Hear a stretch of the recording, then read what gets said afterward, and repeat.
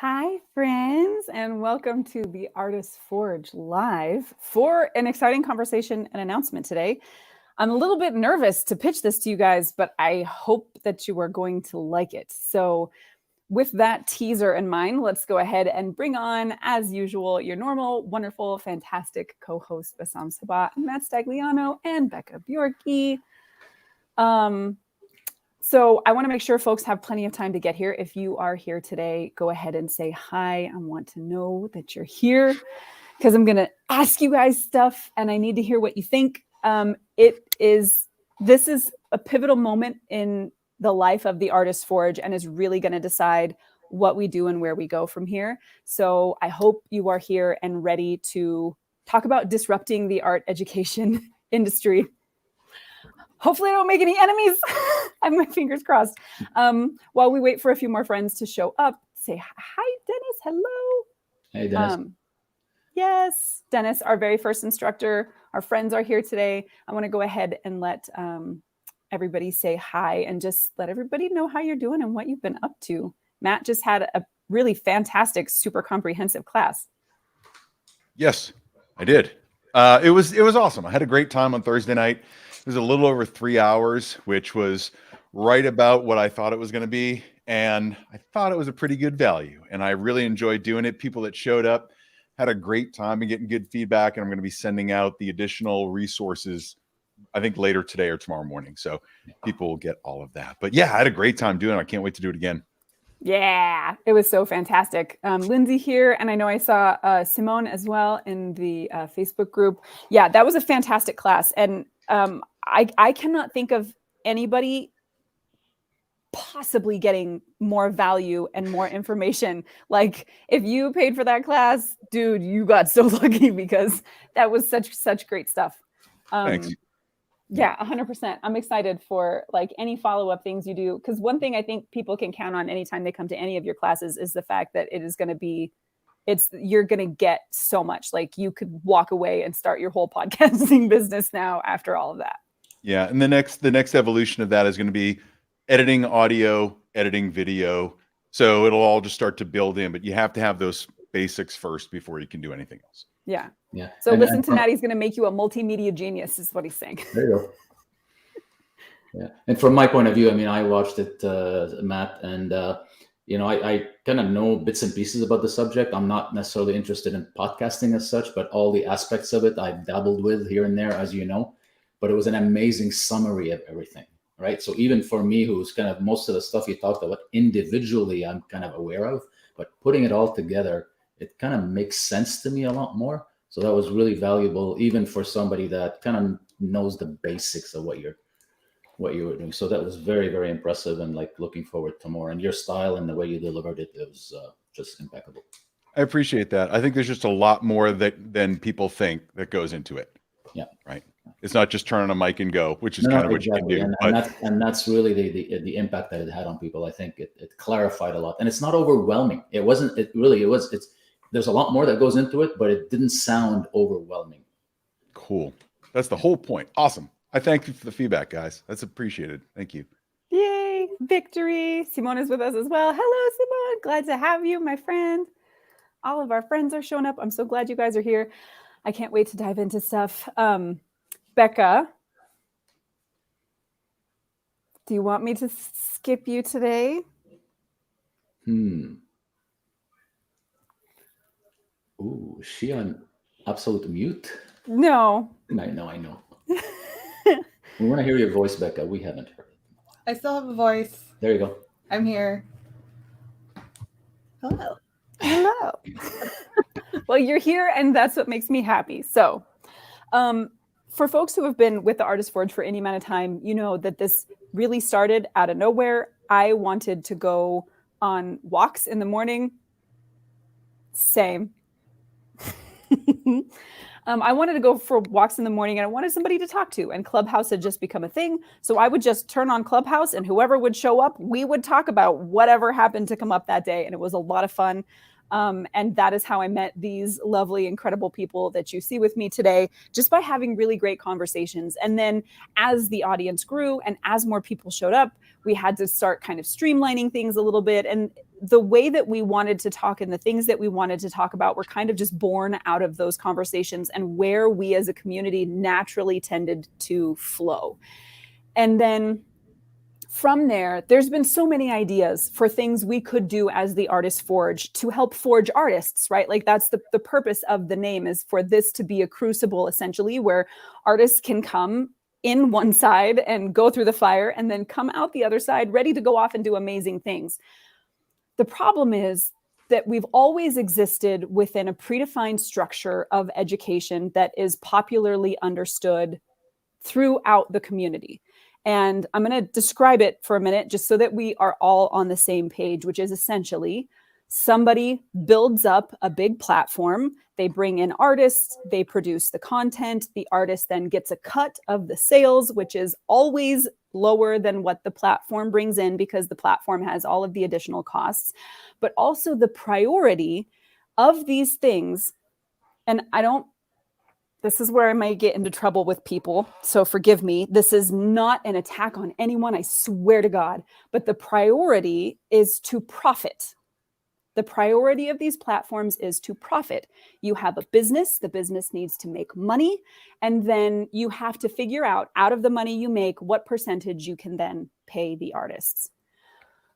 All of this existing within a capitalist framework where the top priority will always be the success of the business, not the success of the artist. I want to flip that whole thing on its head. And when we work with artists, I want them to take home the bulk of every sale.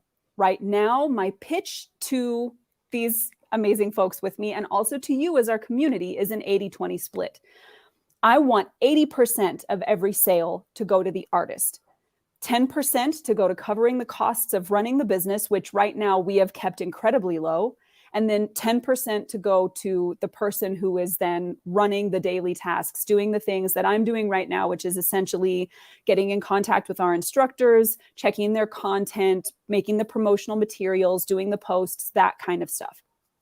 Because I want to prioritize artists above profit. I want the artist to profit the most from their relationship with us. I want us as the Artist Forge to exist to lift up artists, not to profit from artists. Now, to be fair, I am including paying everybody fairly in the cost of doing business.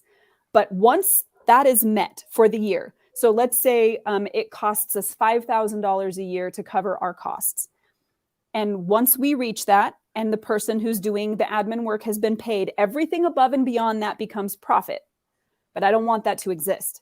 I want anything that we earn above and beyond the cost of doing business to get rolled into an artist scholarship that will then be awarded to members of our community who need that help, who need that additional funding, who need that additional resource in order to pursue the kind of career they want as artists. I want our community to be the best funded, best educated, most community-based place where artists can go to learn from each other, to decide the direction in which they're going to be getting their education. And I'll describe that in a minute. I want us to essentially become a phalanx of artists kind of walking forward into the economy with our shields up and our spears out, and to stop being forced to look at these platforms who want to commodify us in order to enrich themselves as the only way that we can gain reach or notoriety because we have the capacity to educate. Okay. Sorry, I'm getting pretty excited about this whole thing. So I'm going to just kind of lay out the big points of what I'm thinking so far. If you have any thoughts, please put those in the comments. I want to hear them. So ask questions, challenge me, like anything, because let me know what you think of this idea. If you think I'm off my rocker or if you think there's something there. And the rest of the Artist Forge team is going to ask these questions as well. And we're going to try to hash this out in real time. So here's the kind of pillars that I'm looking at. First, community-driven education. By members of our community, for members of our community. And members would have some kind of influence over which classes get taught, whether that is this month we had 10 people request to teach a webinar with us. Here is their pitch, community, what do you guys want to learn? And then that's how we prioritize what gets rolled out. Or if you have suggestions for classes that you guys really need that are just not showing up, that is something that we could potentially fund, even if that's a group funding thing. Like we know, hey, we need Kate Woodman in here because we got to learn some narrative something. And so we drag Kate Woodman in and we fund that class and we make it, and it is yours. It is ours. You guys did it because that's what you wanted. So community-driven education. Artists above profit. That is the second one. So artists would earn 80%. I'm pitching 80. You guys can fight me on that. We can go back and forth. Artists would earn 80% of every purchase, with 10% going to cover the cost of operation, and 10% going toward the admin. Now, keep in mind, 10% of $200 is not that much, but if we're earning high for each class, then our admin could be really, really comfortably paid for the hard work that they're doing. And whatever is left at the end of the year above and beyond, the artist getting paid, the admin getting paid, and just the cost of operation, everything beyond that gets rolled back into the community for some kind of community scholarship. And we can talk about what that looks like in terms of maybe we do one really big scholarship for an artist who has a fantastic idea for something they need. Maybe we do 2 or 3 and we can break it up based upon the needs of the community and how much we earned. We can hash that out as well. Transparency. So because this would be highly community-based, the Artist Forge would publish their income and expenses every year for everybody to see. That way, that this altruistic brainchild that I have, where community is put first, that is actually where the money is going. And that when you purchase a class from us, you are putting money directly into the pocket of the artist who is teaching that class, and not into my pocket or somebody else's, so that we can just benefit off everybody like Scrooge McDuck rolling in our coins, right? And I'm not saying that everybody who runs an education company does this, okay? I'm just using that as like an avatar. And then finally, to make sure that we have the chance to be together in person. So retreat, I have this listed as retreats in collaboration, that we would host at least one retreat and one collaborative kind of retreat per year. One retreat, which would be, where everything is a lot more relaxed and we can just enjoy each other and network with one another and learn things from each other on a really comfortable basis as it happens. And then one collaboration where we're possibly actually creating art together in groups, or however we can kind of work that out, where the cost of of attending that would basically cover the cost of making it happen. Things like food and lodging and on-site transportation, scheduling, all of that kind of stuff. So that is my overall idea. I want to see artists, when you need to be educated, I want you to be able to have influence over that. I want you to know that the money you're paying is not just going into somebody's pocket, but it's paying artists. And that this is something that cannot be a system for greed, right? Like, this is something where artists will be the main beneficiary, where we are a benefit to the community. We're not trying to benefit off of the community. So that's kind of my initial pitch to y'all. I also agree. I've been working on Kate. I promise you, I may have hoisted her in for some time during the summer. But having pitched that to y'all as members of the community, let's start hearing some of your thoughts in the comments. You can tell me I'm off my rocker. That's fine. You can challenge my thoughts. I know Matt and Bassam, I just called you Sabam. I don't know why. Matt and Bassam and Becca will do the same thing. So let's go. Start hitting me with stuff. David is saying, this is so cool. Are the artists setting their prices, or do you see it being where the prices become somewhat of a standard for certain services? So right now, with the artists we've worked for so far, I have given them the option to price things according to what their community expects, because I don't want the artists to feel that they are devaluing the classes that are already selling if they are people who have taught in the past. But I think we would probably need to come up with some kind of range, because number one, we want to make sure that this stays affordable for our community. The whole goal is for artists to be able to benefit. And as we all know, most of us when we are starting are not rolling in the dough. So we probably would need to come up with some kind of price range. Right now, things seem to be rolling between about $25 and $50 per class.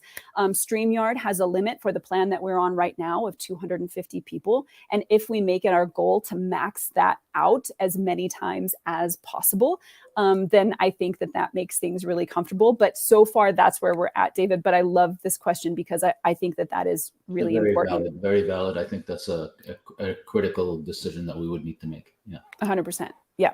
And that's something I would love to hear from the community on as well, because right now I've had folks message me and thank me, which I have to give the thanks to Dennis because he's the one who decided his price. But they have thanked me for making it affordable because they said otherwise I wouldn't have been able to be there for that. And for most of us, especially for these really fantastic teachers like Matt and Dennis and Renee, who will be on Thursday, they don't have the funds to be able to have access to those kinds of people on the regular.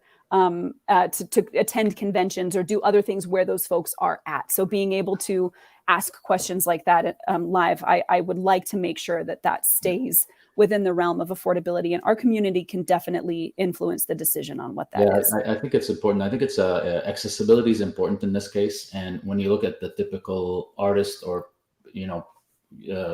typical person, I guess, we have a certain budget for how much we can spend in a certain year.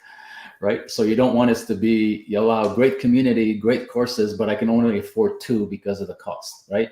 As opposed to have something that you can, on average, you can watch 10 or 15 a year and still be comfortable. Right. Sure. In terms of what you're spending. So it's just something to consider. Yeah.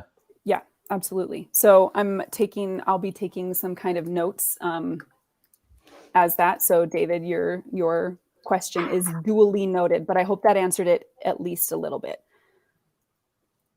More thoughts, y'all? I have a general question, Yes, audience ma'am. question / host question. What is something specifically that you feel that you have not had access to in regards to current education platforms? That's a great question. We'll see if we get some answers. In the meantime, let's grab this. Are you talking only live webinars, produced videos, or a combination webinar that can be replayed later? That is also a fantastic question. So my thoughts right now are to make the bread and butter these live webinars for a couple of reasons. Number one, they are super cheap to produce on the whole. That depends, of course, on how complicated the teacher wants everything to be, but it doesn't cost us that much. 1 or 2 classes will pay for our website, for StreamYard, things like that. So it keeps the cost relatively low. So low cost of production, low cost of distribution as well, which is another kind of thing that's fantastic. And they're super accessible and they're live, which means you guys get live access to these people. You can ask them the questions that you really need answers to. And I want to make sure that we keep that. And then in the future, I think this idea that the community could have influence over what they are learning. If everybody was to say, look, we really need to know how to paint backdrops. Cool. So maybe we grab Ethan or Jay and we say, hey guys, bring it in. What would it cost us to do something like that? Hey, community, if you want to learn how to paint backdrops, this is the course we could run. This is how much it would cost. Do y'all want this? And if we decide to fund that, then we could absolutely do produced videos.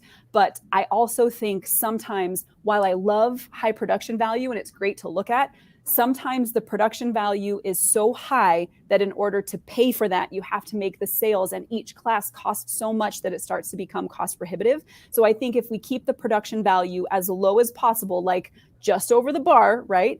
If we keep it in a place where it makes sense, then things like produced videos become a lot easier for us to access, but only if the community wants them.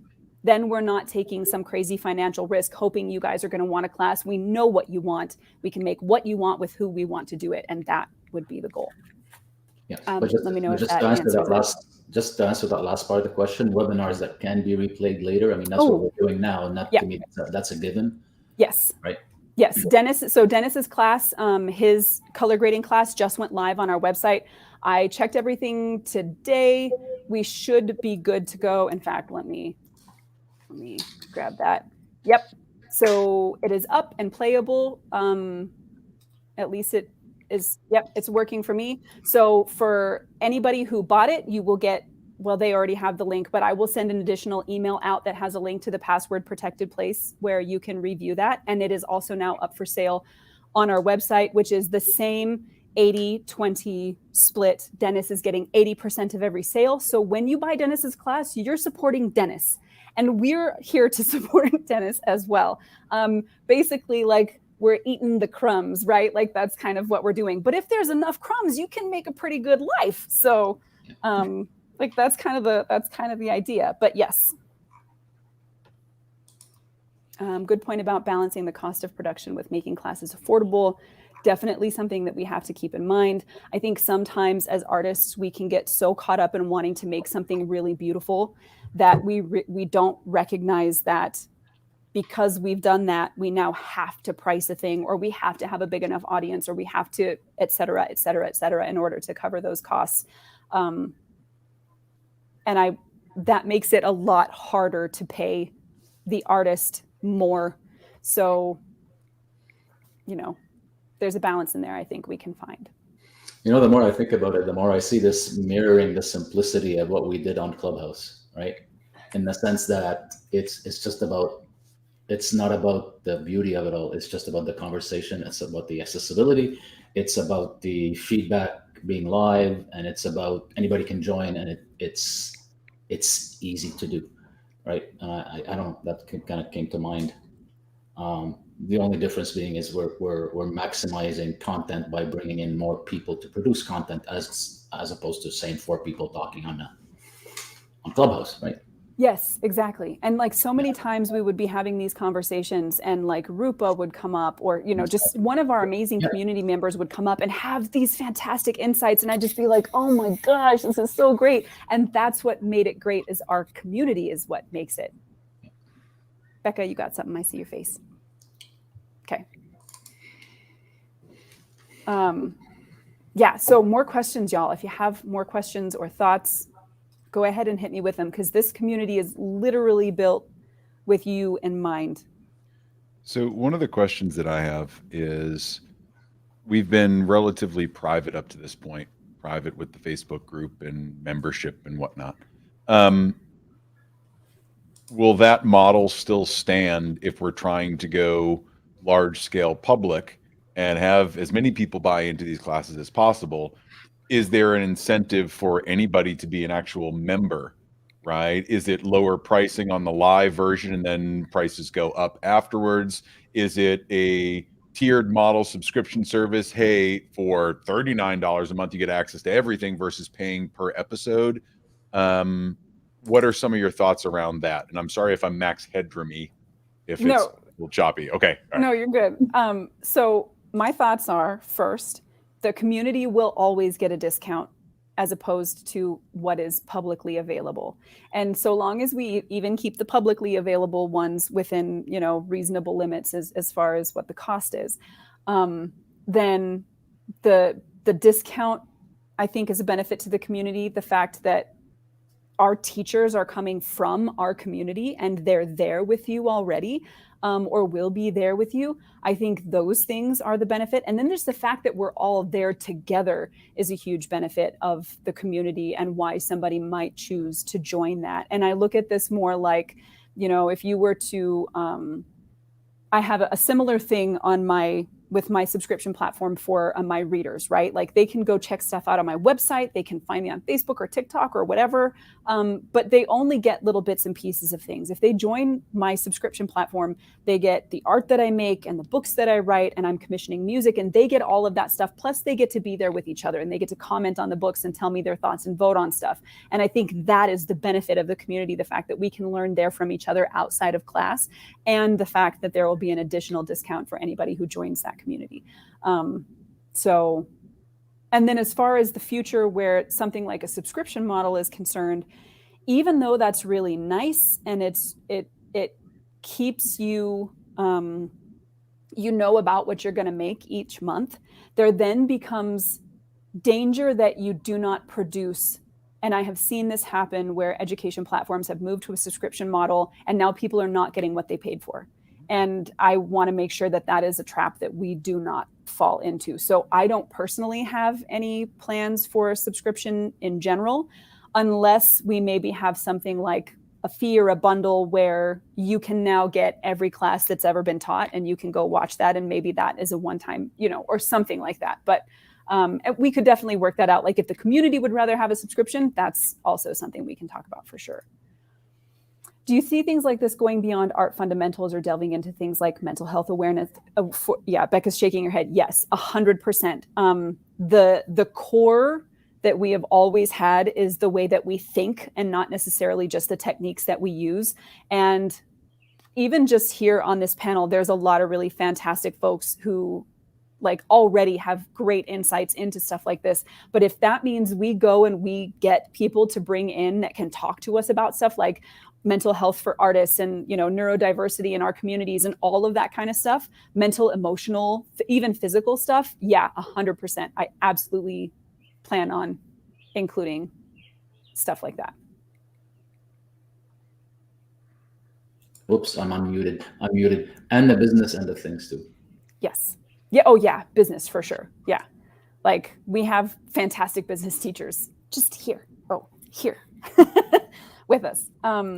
So Dennis saying building your community is a way that you own, control the list of members, et cetera, is essential. Relying on sites that you can yank things away from you gets dicey for sure. That's one of those things that you always have to consider. I was kind of thinking the same line of thought, but further, would there be any responsibility on the community, not necessarily financially, but expectation, volunteering, or simply vetted membership? That is also a great question, Lindsay. So right now with our community, when folks apply to come in, obviously they have to answer a few questions. We can go and check out their profiles and stuff and make sure that they're, part of the arts community before we bring everybody in. I don't think that there would necessarily be responsibility on the community beyond interacting and engaging, beyond letting us know, yes, we do want this class, no, we don't, beyond sharing your work and talking to other artists. Things like that, I think, are just the main responsibility that we would have when we do something like potentially producing classes. If we were to do something like a Kickstarter, obviously nobody gets charged until the goal is met. So even then it kind of is insulating the community a little bit from any potential fallback. So if we do things like retreats or maybe have some folks, come in and help, there's probably always opportunity for volunteering, but I don't right now have that as an expectation that if you want to be part of this, you are now forced to do unpaid labor. I don't see that, but folks may have some other opinions, and I'm definitely open to hearing that. Another question that came up as this takes off like wildfire and we get all the support in the world, which I know is going to happen. And we're able to host a lot of different classes for a lot of different artists. Inevitably, there will be overlap.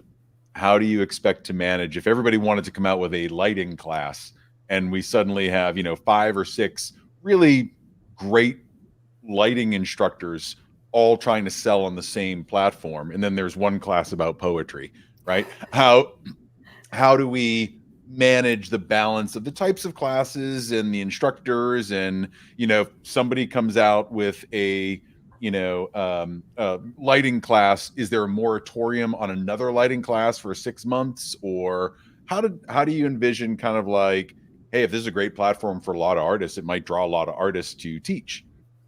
How do we maintain the quality of the material? I have an add-on to Matt's question also, just on the topic of vetting educators.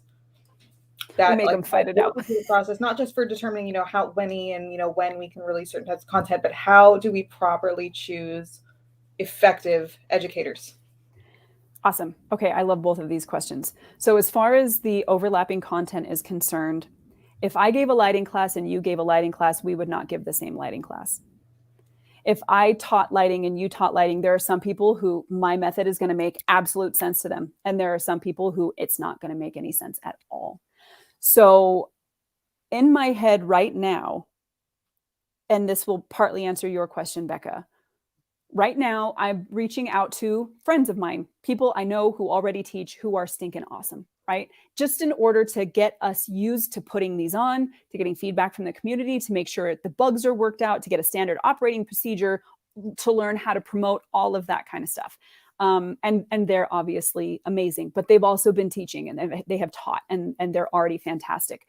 In the future, when we start drawing from our own community, what I see happening is not only having our community request folks, so they may have people they've been wanting to learn from, and they just haven't had that opportunity yet. So that is something we can look at. The other option is that we have an application that folks from our community can go and say, hey, look, I want to teach a class on, posing for boudoir, and here is my credentials, right? Like here's my work. If I've taught anything before, here it is. If I haven't taught anything before, here is 5 minutes of me teaching directly to the camera from this PDF, or this slideshow that I've already created. And we would require something along the lines of a pitch deck and an example, so that when you bring that to us, we can say, okay, look, already their pillars of education look fantastic. Their supporting points are great. Their work is really strong.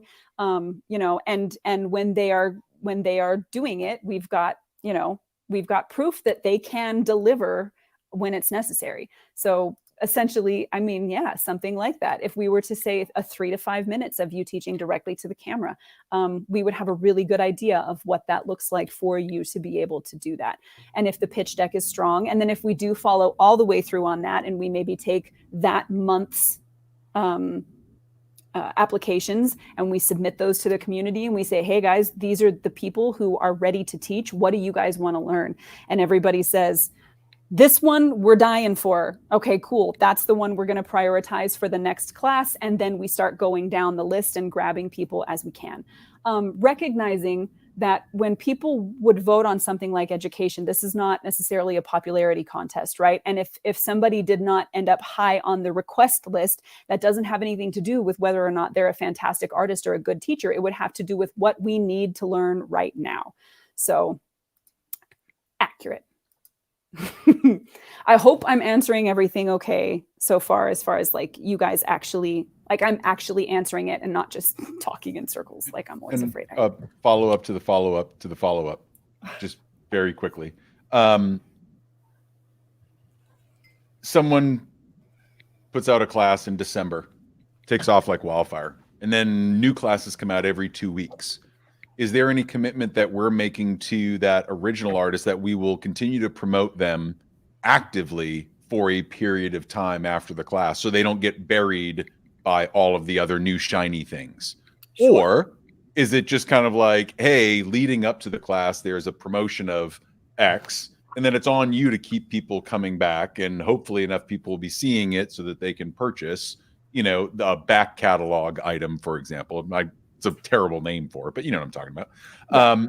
So, how do you see that promo edge coming? Like, what's our responsibility to artists to be like, hey, we're going to help you promote this and do this and yada, yada, yada, give you the platform, but we're also going to do X, Y, and Z, or we are not going to be responsible for your own promotion? How does that all look?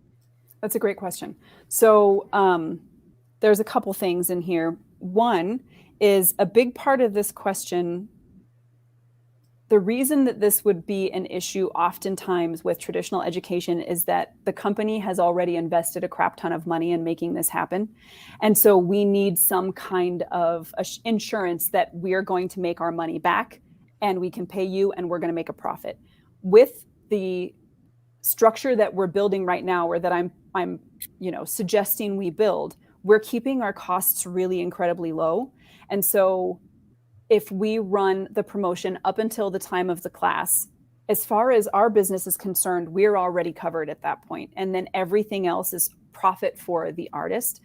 In terms of promotion on the back end, I think that is one of those things where we will have to probably grow to a point where that 10% that we're taking to cover is enough to allow that for additional people. So in the meantime, we can promote in advance, and we can rely on the community that we are growing here and that our artists are already bringing with them. And then once we have, like, if this works, if this becomes a success, then that 10% that we're, that small 10% that we're taking for administrative stuff, that then can get spread out across potentially multiple people who are handling promotion. But in the short term, I think the run up is probably where we have, the biggest responsibility. But I'd love to hear from the community on this as well, because I have been, when I wrote for F-Stoppers, that it was a thing that we struggled with because there was no publishing schedule. So 15, 30, however many articles could potentially come out in a day. And we could just get swamped, especially if there was big news. And because of, we would just get less reach. And I'm not going to go into the details, but like, that is absolutely, Matt, that is absolutely a danger of something like this. So that is something we would have to look at and decide, do we want to limit how many classes are coming out, at the time? Do we want to make sure like we can do unlimited classes, and then the additional promotion we do is the newsletter that goes out to our people every once in a while, and we promise that we'll run a big sale every 6 months or whatever, right? Like there's, we can hash that out for sure. Did that answer? Yeah, absolutely. It's just curious. Like, these are the questions that are literally just popping into my head. I'm like, how do we do this? And I'm not trying to focus on the minutia of the how in every aspect. It's just, oh yeah, if I was sitting in the audience right now and listening to this, yeah, I'm trying to figure out what's in it for me, right? So definitely, that's all these questions are. No, I love that. So David mentioning things like monthly challenges and things to help engagement, or, these people took with this. Yeah, absolutely. And so like, these are the fantastic kind of things that I think so let me contrast that a little bit. Right now, the four of us make zero money off the Artist Forge. Any money that the Artist Forge earns either goes toward the people who are selling. So the people, Renee and Matt and Dennis, like, who have done classes and they're going to earn money, or it goes directly into the Artist Forge coffer to pay for things like StreamYard, our website, that kind of stuff.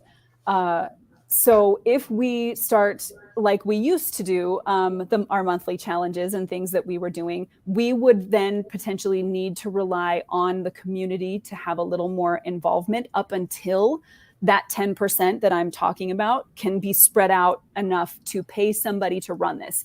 I can't do it.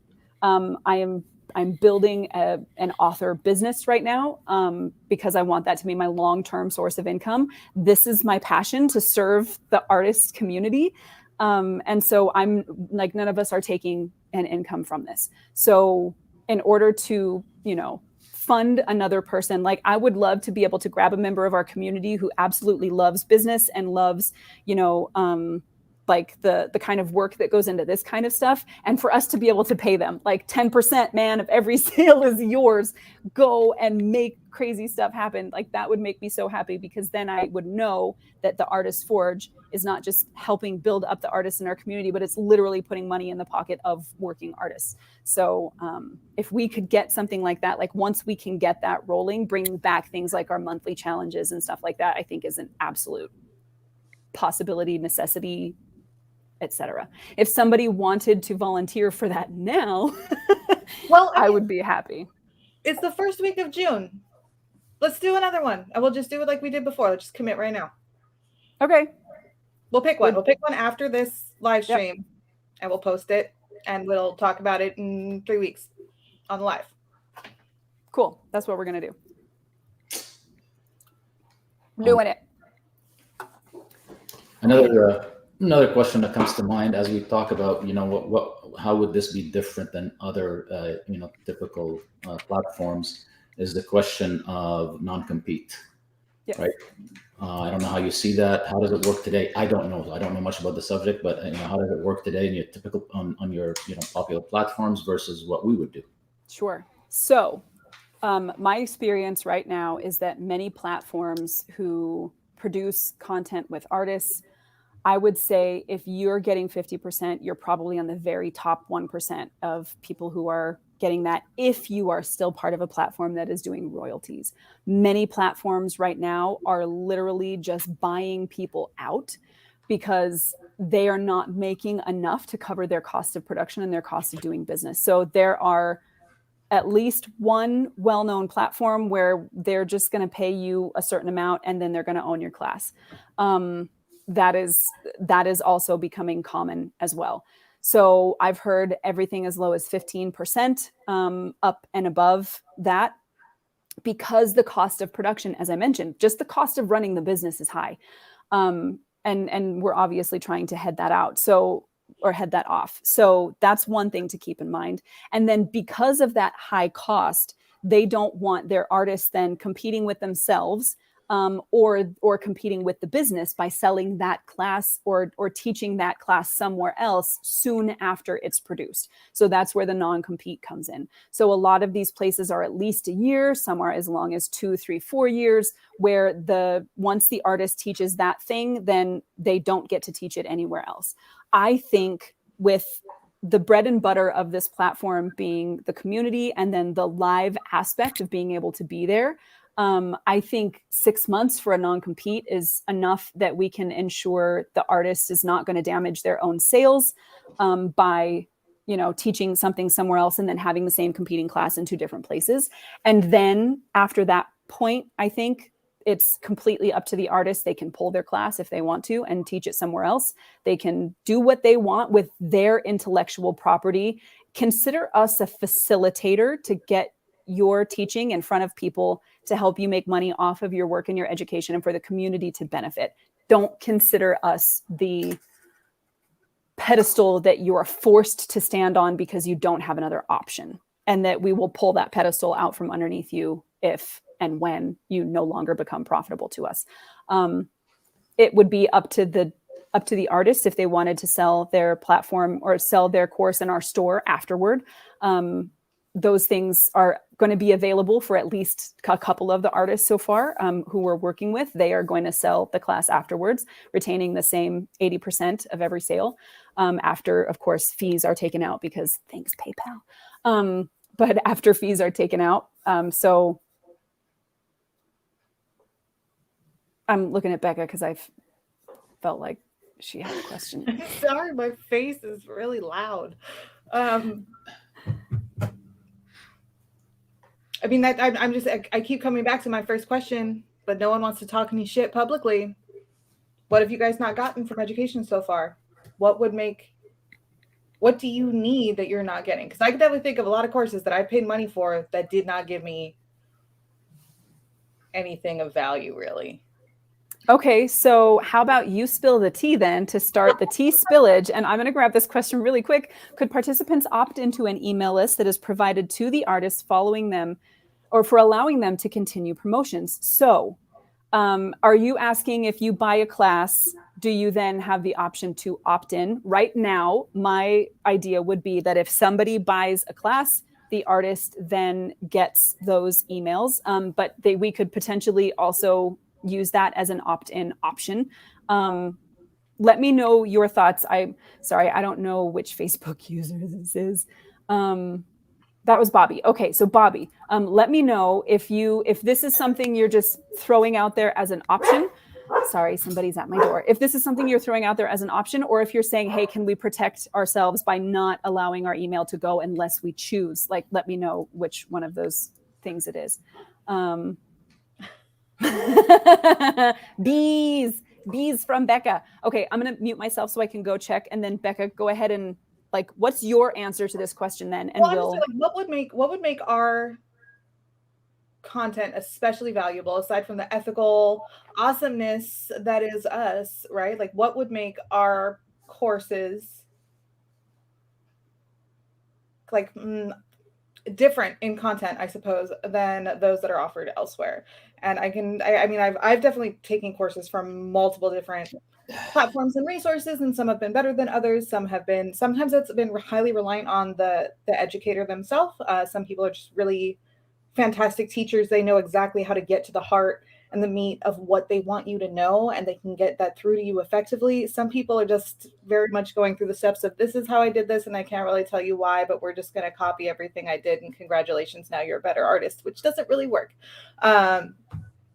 But I know some that I really value. They have things like, the community that comes through a Facebook group, or, direct one-on-one access later to the educator, or, being able to have that kind of ongoing classroom experience, or study hall kind of experience. So what is it that really makes a standout online education experience for you guys that you haven't had, or maybe even something that you have had that's stuck with you? Yeah. First thing that comes to mind is how Matt explained his approach to his course versus other courses. I think it's the format, the fact that it's live, the format that you use, that you're not, most courses are, I'll let Matt maybe speak if he'd like to. Like most of them are, you're gonna watch an hour or 2 hours of videos to actually get 5-minute snippets of what you're really looking for, right? Or most webinars are, well, you listen to me for 45 minutes, and at the end, I'm going to leave you hanging because I want you to spend a lot more money after. Yeah, the webinar is just a sales pitch. So you put those two, and if we can kind of remove that, change that around, and you add to the fact that it is a community. You're learning from your own community. It's no longer the this guy and this girl, and it's not these well-known educators. I know nothing against them. It doesn't mean they can't be part of the community, but there's so much talent in the community, right? That what this will do is it'll actually pull people into sharing with the community. So you may not be an educator. Maybe you don't want to be an educator. You don't want to do that as a living, right? But this community allows you to bring in your knowledge, and you learn, I guess, nuances that we kind of all share and appreciate about each other. I don't know if that makes any sense. It's just a different format of learning, right? And it may not be for everybody, but I know that a lot of those elements are appealing to me, right? I think one of the ways that I use to describe a lot of the webinars that I've been on lately is hot garbage, because I think being sold a ticket to a webinar, free or not, like you're giving up your time, and then you go and you watch it and you realize that the instructor really isn't giving you anything except wasting 45 minutes into a lead up to what they're selling next for an exorbitant amount, and you really didn't get what you paid for. Well, you owe me for my time, right? So my belief, and it's a personal belief, and I don't harp on anyone else out there, I just don't like having my time wasted, is going into a class where if they say I'm going to give you information on podcasting, I want information on that. I don't want to say, well, if you just, buy my next class, then I'll give you more of the information, which will lead you to the next one. I don't want all that crap. So, the way that I've always looked at this, Bassam, is I think there's a lot of people with a lot of knowledge, but the model that they're being taught on how to get that out is a very poor one, which is create these lead gens, just rope them in and then sell them something different. Well, I personally, as an instructor, don't want to waste double my time to bring them in and then try to sell them again. Give them everything at once at a fair price, a good amount of information. And I think that's a good way to go. The more value you can add in, the better. Homework, follow-up, whatever it is, one-on-one, discounts on mentoring down the line, whatever the case is. But I don't like being sold to when I'm already at something that you brought me to. And two, I don't like not getting value. So for me, it really comes down to, again, the instructors being able to vet, are what they're selling worth it for the community, right? Because if people are going to trust us to be putting this information out, it needs to reach our standard for what is good or viable content. And I just think, you start from this heart place of wanting to help people and give them good information, give them access to people that otherwise wouldn't have a platform, right? I probably would never have put that podcast class out if I didn't have this platform, because it's got a built-in audience. Fantastic, right? And I'm too lazy to set all this crap up on my own website. I just am. So if we can give that same capability to all of these community members that do have things to say or want to use it as a launching pad for a different type of education track on their own, great, let's do that. Let's build that aspect of the community and get rid of the hot garbage instructors and put out people that actually have something to say. Yeah, I love that. And then answering the question, Becca, and also I'm gonna answer your question by grabbing a couple comments from over here. So David said, I'm kind of serious though, like accountability is really helpful. Maybe having follow-ups where we can say, hey, what have you guys done since then? I think that that's brilliant. The classes that I have seen or been a part of where I have seen the students have not only the highest retention, but the biggest growth are the ones where there was some long-term involvement there, where it was either, like, hey, come back, you have an assignment and come back and show me what you did or something, so that they can not only get that personal one-on-one interaction with the instructor, but they also have that follow-up, like David is mentioning. Those things I have seen be really, really successful and great for the students. Following on to what you said, Matt, the not holding anything back part, like when you're teaching something, teaching all of it. That's one thing we will not do here, is just be a sales funnel. Now, that being said, I would love to send you guys off to Dennis's website or Matt's website or Renee's website if they had additional educational material. Like, I would love for people to learn about new artists from us and then follow them back to, I would never want to be one of those places that would deprive you of valuable education because I didn't want somebody to compete with me. If you can learn fantastic stuff from them, go, please, like, go get it, soak it all up, learn as much as you can. So if we happen to work with instructors that also have things available elsewhere, I would send you. I would be like, go guys, like, go en masse, grab it, buy it all. It's amazing.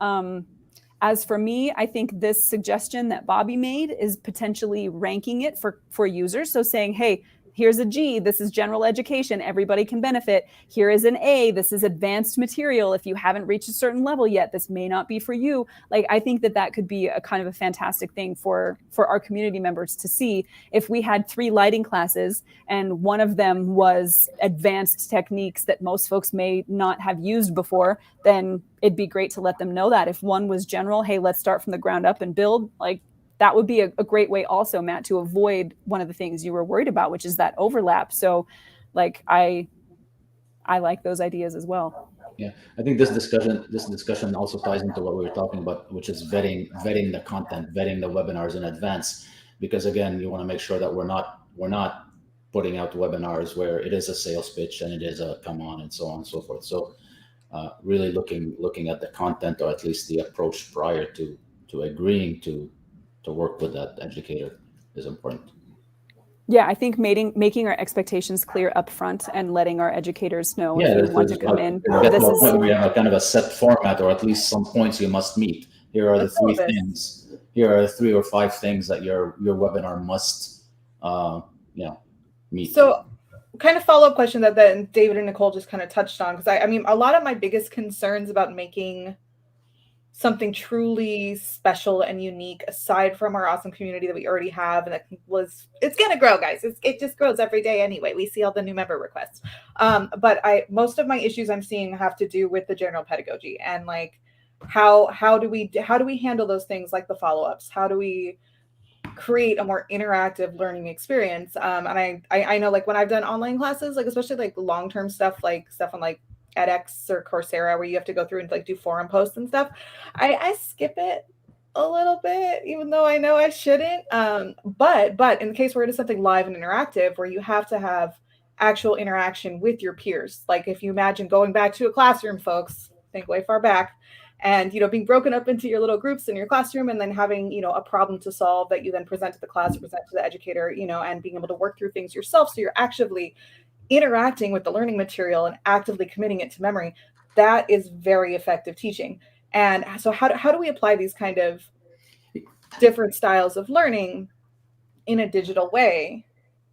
And like, even if it is just that follow-up, is it a separate group? Is it an email? Is it a forum? Is it just within our Facebook group? Like what are creative ways that we can create that more interactive learning style? And that might be a long-term brainstorm, but just that's kind of what I'm not going to answer that question in terms of how we can do that. All I can say is that will drive, we talked about a cost structure, because we can do anything, right?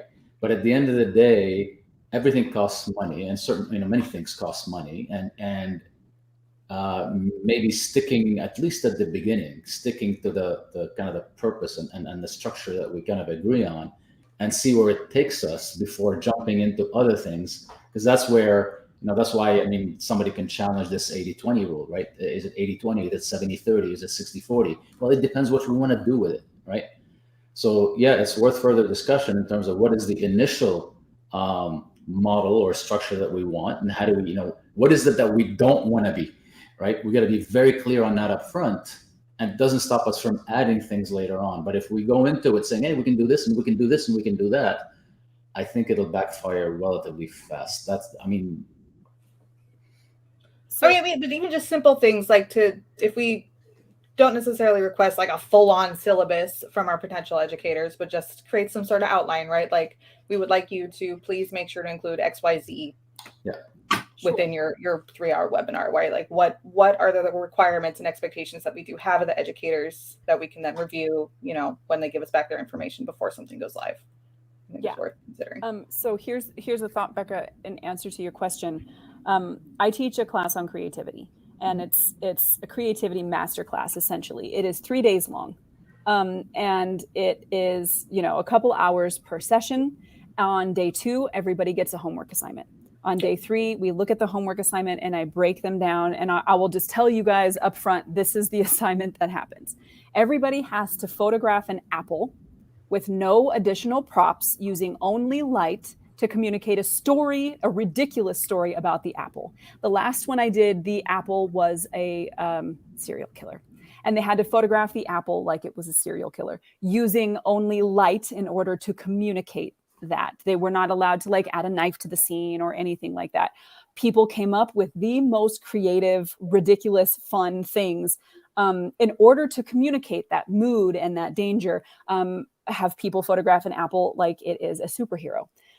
So there are multiple choices that people had to play from, using everything we learned in advance. Now, obviously, a class like that it has to be a little bit more expensive, but people are also getting multiple days worth of education and then, that interaction. I've seen people use things like tests in order to graduate to the next level of education. There are many options we have as far as accountability goes, is what David was mentioning. And then you also, in order to keep people engaged. And we can definitely hash out what we would like those things to be, even if it's just in terms of, when you are signing up for this class and we're agreeing to, put this on, you also then have to email your students at least a week later, at least one time, to check in with them or whatever, right? We can talk about what those things might be to kind of keep that interaction. My dog is such a wiener. He just thinks any noise is danger. But yeah, that's absolutely things that we should be keeping in mind in terms of making this platform different, not just in what our priorities are, where the artist is our priority and not just profit. But we can, I think definitely hashing that out within the community is great. What about a combo of written and visual education that would include accountability? So Matt has a book that's going to go out to his podcasting folks, that for that class, he's going to send out a PDF book that he made, which is outstanding. And we once we start picking up steam, we used to have a subscription to something called Otter AI, which would transcribe everything for us, so we could provide transcriptions for accessibility for people. And I think that is, if we get rolling again, that's another thing that we will do, is make sure we have those transcriptions so that people can not only get the downloadable, probably PDF version of the class that folks are teaching, so they have that, but then also make sure that transcription is there, not only so we can include that as captions for accessibility, but so people have the option to read things if they and take in material better. Like the written first, time to try, and then visual, where it would be included hands-on feedback on the live. Yes, and we could put out information before the course. That's very true, especially if it's a longer course, having a syllabus or something where we can say, hey guys, here's what you're going to learn here. And my dog, here's what you're going to learn. And then also, especially if we have an assignment. So let's say, let's say Matt was doing a podcasting course and we had everybody's emails for that course. The application date to enter the course ended. And then Matt sent everybody an email and said, okay, everybody, during the last hour of class, we are going to be checking out your assignments, which will be to do a 30-second introduction to your podcast. And so you have to, produce that or whatever. And we're going to, you know what I mean? So that's definitely an option as well, like things that we can keep in mind. Now, granted, every bit, as Bassam was saying, every bit of accountability and every level we include has to increase the cost just by the nature of making something. So that will be important to keep in mind. And there also could potentially be levels. So if we have folks come in and this is just a live webinar and things are really super simple and it costs $15, you're not going to get that much for $15. If you want a higher level class and it's 3 hours long and you're getting a PDF and you're getting et cetera, that may have to go up, just because for Matt to make those PDFs, it takes time. Like, he has to sit down and put all of his thoughts down and organize them and make them readable and make it look good and email everything out. So just by the nature of that. So maybe making sure that we have those things available. Yeah, and just a thought, maybe you can also have tiers in terms of what the artist gets. In other words, if you'd like to just put on a webinar and, that's basically the event, right? It's 80-20. But if you'd like to put a webinar, sell your stuff, have us market it, and do this and that and the other, maybe it's 60-40. I don't Right. think that we can charge for services in a way that we're basically charging the cost of it, right? Mm-hmm. Keeping with that principle of, we're not here to make money, we're here to offer a service and maximize the profit for the artist. Yeah, definitely. I mean, like, all of this is possibilities of stuff we could potentially include, for sure. Just keeping in mind that you're going to get booted off the island. Keeping in mind that the more we offer, the more people we need to make those things run. Right. The cost. Yeah. But that also means that we would either have to save profit so we could pay folks, or we would need to pay somebody on a commission basis. So saying, if you do a really good job, 10% of everything is yours. Like that, those are things that we would have to consider. So I know that we've hit the end of the hour. I just want to make sure that if y'all have any other questions or concerns, bring those up now so I can make sure that I address them, because I know when we drop off the air, it'll get a lot more difficult to get people to engage in the community as everybody's really busy with their businesses and everything. So if you have any questions or any thoughts, and I'm including this to be not just questions, but if you have critiques, like I said, if you have a critique and you're like, I know that this sounds really idealistic, Nicole, and I know that you like the idea and it makes you feel wonderful, but it's not going to work, and here's why. Like, throw that in there. I want to know this stuff as well. I can absolutely be a victim of getting carried away by my own thoughts. I'm really good at convincing myself of stuff. So if I'm wrong, I need you to tell me why. And this is your last chance to ask questions about this before, like, I go running off gung-ho into the sunset with my arms flailing. So any other thoughts, questions from our Forge crew? I'm just waiting for the flailing. There it is. I'm going to wing my little blue arms. I don't know if you guys saw that dinosaur, the David Attenborough narrating. They did animation. They did animations of potentially how a Carnotaur might try to do like mating dances for their buddy. And, Carnotaurs have even smaller arms than T-Rexes. There's like nothing. So they were postulating that the little arms had blue underneath, and that was how he would dance for his lady. And his little blue arms was like, yeah, you see these? So it's like a code word for how you market yourself. Check out my little blue arms. They spin it in a circle and make helicopter noises. Yeah, they're like, yeah. Oh, Becca posted the link. I highly encourage you to watch it. It's so funny. I cackled. I watched it 3 times in a row. I'm not going to lie. Come on, y'all. I know that you must have at least 1 or 2 more questions or thoughts before we close down for today. I just don't want to leave anything unanswered. What you could answer for me is, yep. The answer is yes.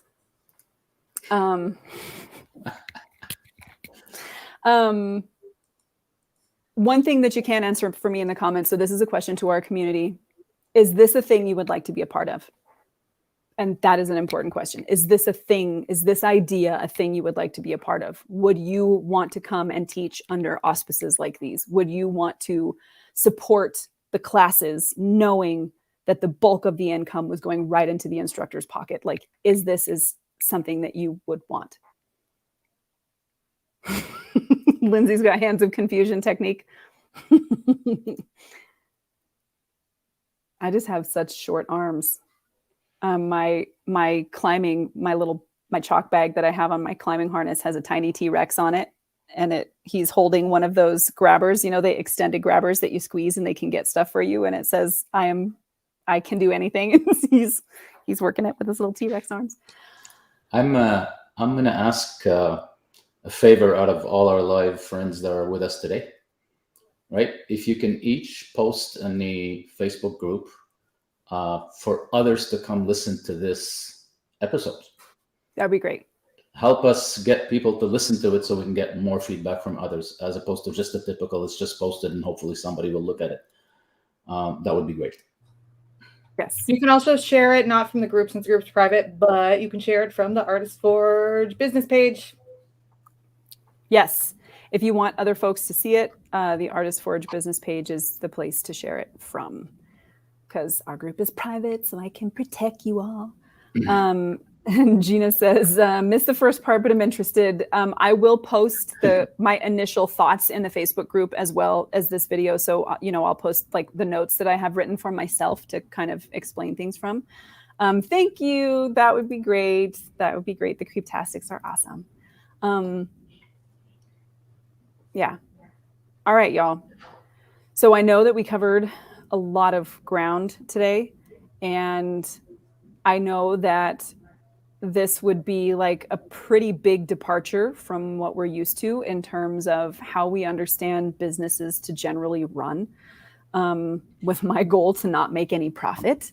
I know that that's kind of a strange thing. Once everybody is paid and everything is paid for, any additional money that comes in, I want to go back to y'all. It's been my dream to have an artist scholarship for a long time, because all of us who've ever bootstrapped ourselves know the struggle of trying to haul yourself up out of the hole and make it into the sunlight.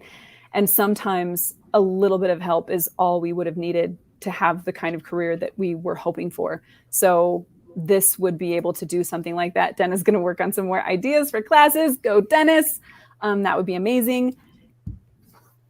And I also want to make it clear that this is not me criticizing or putting down anybody who runs an education company from a traditional standpoint. That's not what I intend this to be. Everybody has got a different definition of success and different priorities when it comes to why they're building a business and what they're doing it for. And this is not me saying that profit and support are mutually exclusive either. But I am saying that going forward, the clear vision for the Artist Forge is to exist to support artists, not to be supported by artists.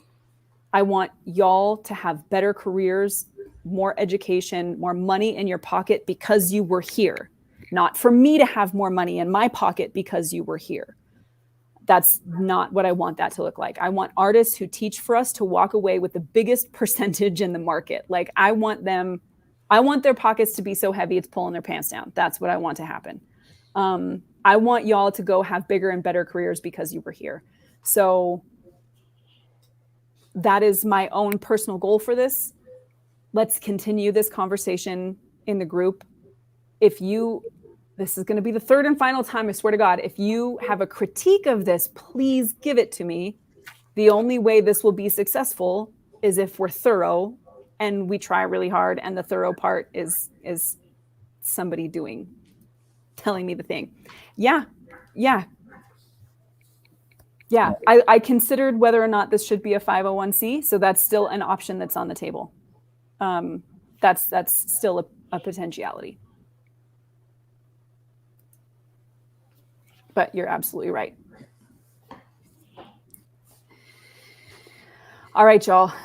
If you have any questions, concerns, please voice them. If you have answers to Becca's question as well, like what was missing from your education, if you've bought classes or you were disappointed or you felt like you've spent all this money and you didn't get from it what you were hoping to get, please share that. You don't have to share what classes they were or where they came from. That's not a necessity. We just want to know what holes need to be filled so that the education you do pay for, you get as much out of it as possible. So look for additional questions and conversation about this in the group in the upcoming days as we get ready. Also, Renee Robin is teaching a really fantastic class called The Art of Bodies on Thursday. If you want to be part of that, go and sign up for it because she is going to teach you how to work with diverse people, how to make sure that you're creating a safe space and that you're having the right kind of conversations with folks so that you are representing them. It is an 18 plus class. There will be conversations even about photographing things related to kinks and stuff involved. So, or fetishes, involved. So like, make sure that if that is a thing you want, you go sign up for that class. She's an amazing teacher and it's going to be fantastic and cover a lot of ground. So make sure that you go do that and support her. Same thing, 80% of every sale is going into her pocket. So if you buy that class, you're supporting Renee, not me. So do that.